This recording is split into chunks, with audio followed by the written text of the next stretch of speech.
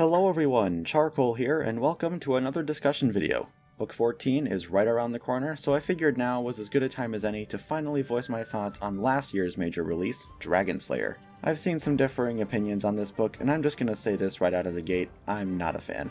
I don't hate the book, I enjoy every Wings of Fire book to some extent, and Dragonslayer is no exception, but I think I can comfortably call it the weakest book Wings of Fire has to offer. But why is that? Allow me to explain. Oh, and spoiler warning, obviously.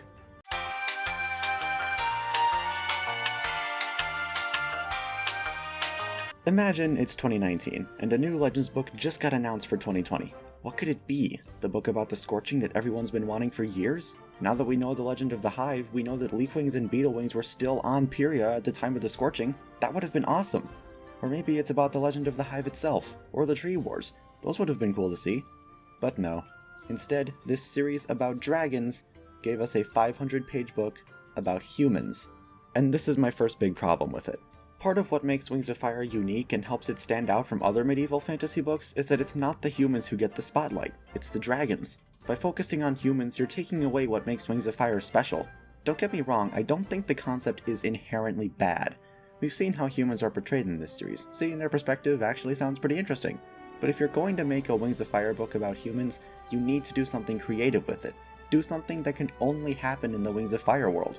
This book has 3 protagonists, and how many of them actually do this? Just one. Which leads me to my next point.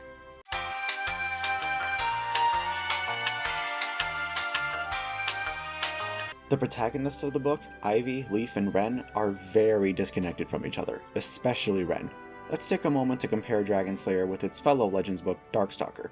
Darkstalker also has 3 protagonists, Fathom, Clearsight, and of course Darkstalker himself. The difference here is that while these 3 dragons still have their own things going on, Darkstalker felt more like 3 different points of view of the same plot unfolding before them. This makes it feel like a much more cohesive story because the main characters influence each other a lot more.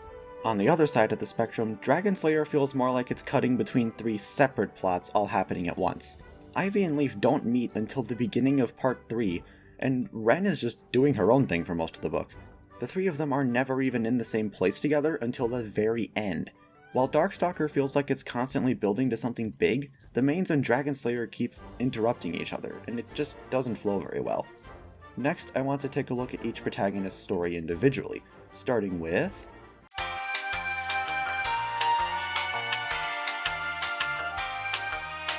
I'd say Ivy is my least favorite of the 3. Allow me to read out her blurb. Ivy doesn't trust the Dragonslayer. He may be her father and the beloved ruler of Valor, but she knows he's hiding more than the treasure from the sand dragon he killed 2 decades ago. The moment I read this, I could see this plot coming from a mile away.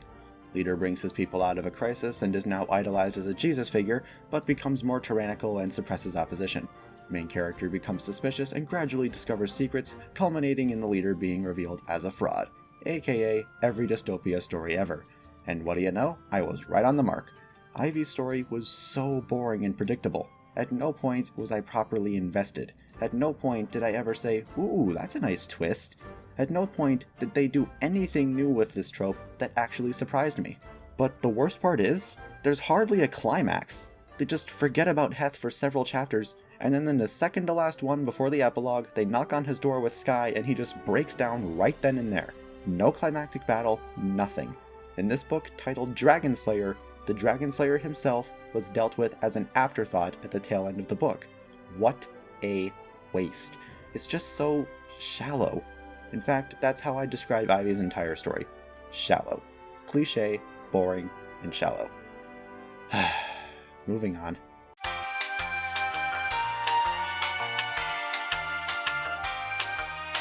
I honestly don't have much to say about Leaf that I haven't already said about Ivy, although Leaf isn't nearly as bad. He's interesting enough, and his story is a bit more original than Ivy's, plus it actually has a proper climax for his character, but I still didn't find it very engaging. Overall, I don't really have an opinion on Leaf, I'm just indifferent. But I do like the idea of the Dragonmancers and sacrifices and stuff. If there's anything I think Wings of Fire consistently does right, it's world building. Not much more to say than that, though.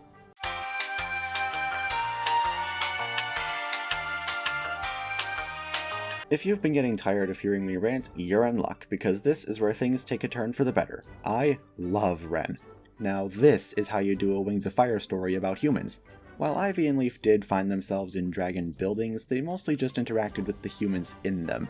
Wren here interacts with dragon society directly thanks to her ability to speak dragon. This makes her story hit a lot closer to home for most Wings of Fire fans.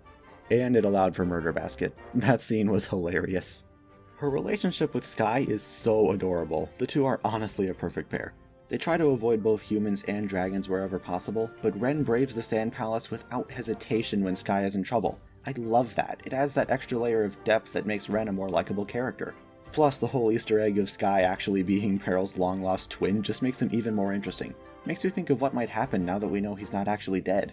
But to make this a fair review, I do have to point out some negatives. I'm not a huge fan of Undauntable.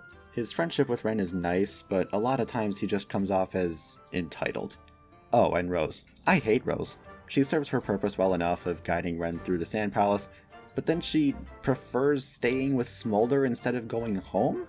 I get that Smolder takes good care of her, but developing an emotional bond with your captor? I'm not an expert, so please correct me if I'm wrong, but I'm pretty sure that's called Stockholm Syndrome. But despite all that, Wren's part of the story does a lot of things right. The story is interesting, most of the characters are engaging, and it has plenty of funny moments. Wren alone almost makes the book worth reading. Almost.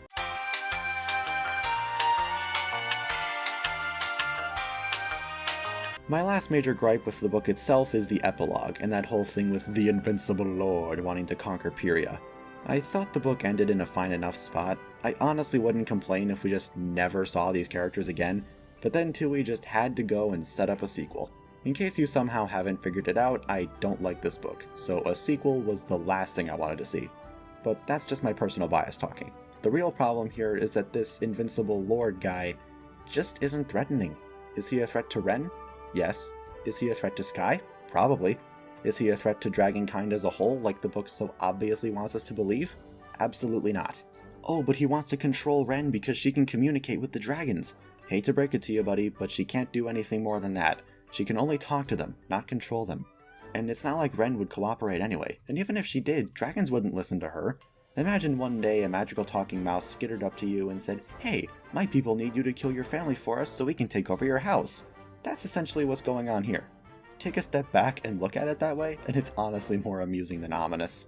Plus, there is no implication that this guy has any magic or anything that would give him an edge. At the end of the day, he and his groupies are just a bunch of humans, versus fire-breathing dragons that are well over 10 times their size. He's just not a threat, and this cliffhanger falls completely flat because of this. But with that, we have finally reached the end of this rant.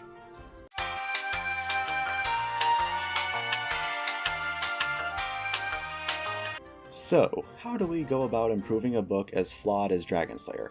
Well, remember how I didn't suggest any improvements for Ivy and Leaf earlier? That's because my solution is to get rid of these two entirely and just keep Wren. Remove some of the filler or other unnecessary parts and condense her story down into a winglet. Dragonslayer really didn't need to be a 500-page Legends book, especially with just Wren. It would be just fine as a winglet. And I realize you can't really call it Dragonslayer anymore without Ivy and Leaf, so we'll call it Scavenger or something, I don't know. I'm trying to keep this section brief since this video is getting really long by now, but anyway, it's pretty simple. Out of the three, you really just need Wren, and her story can definitely be shortened by a lot. If we got this instead of what we actually got, I wouldn't even be making this video.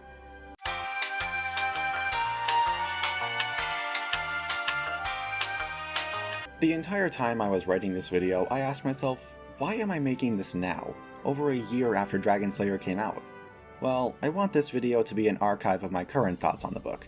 It's likely they may change soon because, well, first skip to this timestamp if you want to avoid even more major spoilers in 5, 4, 3, 2, 1. Okay, don't say I didn't warn you. It's been confirmed that 3 characters from Dragonslayer will be appearing in Book 14, one of them being Wren. I think it's safe to assume the second will be Sky, and as for the third, I don't really know or care. Anyway, I don't know how significant their appearances will be, but I hope it's just a cameo, because if they're actually getting involved in the story, that's a whole other rant I really don't feel like going into right now. I will, however, say this. With all the crazy stuff from Book 13, like the Pantalan dragons coming to Pyria, and a new twist villain in the form of the Other Mind, I feel like adding stuff from Dragonslayer, which FYI has absolutely nothing to do with the third arc, would just make the story way too cluttered. But we'll see what happens when Book 14 is out, and you bet your tail end I will be talking about it.